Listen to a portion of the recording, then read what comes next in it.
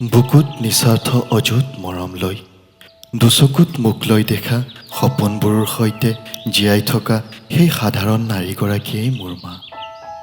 মা, তই বাৰু কিয় চিন্তা কৰি থাক মোক লৈ? তই দেখোন জানই তোৰ মৰমে মোৰ শক্তি, প্ৰতিটো সময়ৰ সৈতে যুঁজ দিয়াৰ। মই তোৰ ল'ৰা নহয় জানো মা? হেজাৰ দুখ কষ্টক আওকাণ কৰি জীৱন বাটত খোজকাঢ়ি যাবলৈ তোৰ পৰাইতো শিকিছোঁ অ' মা। তই যে সদায় ক নেদেখাজনক বিশ্বাস কৰি আগুৱাই যাবি। মা, তোৰ সেই নেদেখাজন কোন মই নেজানো, কিন্তু মই সদায় তোক বিশ্বাস কৰিহে আগুৱাই যাওঁ। যিদৰে আজি 20টা বছৰ পাৰ কৰিলোঁ, সেইদৰে বাকী দিনকেইটাও একেদৰে। মা, কেতিয়াবা মোৰ এই মনটোত কিছুমান অবাস্তৱ চিন্তাই বৰকৈ খুন্দিয়াই অ' মা। যদি কেতিয়াবা তই হেৰাই যাওঁ কোনো অচিন পথত, তেতিয়া মই কি কৰিম মা?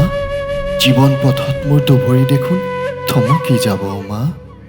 বিশ্বাস নামৰ কোনো শব্দই দেখোন সৃষ্টি নহ'ব মোৰ মগজুত, মোৰ হৃদয়ত।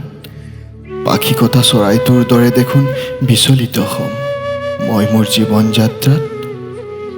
জীৱনৰ প্ৰথমবাৰ যিদৰে মোৰ হাতত ধৰি তই খোজকাঢ়িবলৈ শিকাইছিলি, আৰু মোৰ ওপৰত থকা সেই বিশ্বাস যে হেজাৰ ধুমুহা আহিলেও তই কেতিয়াও মোৰ হাত নেৰ, সেই বিশ্বাসখিনি লৈয়েই গোটেই জীৱন পাৰ কৰিবলৈ মন যায় অ' মা তোৰ সৈতে।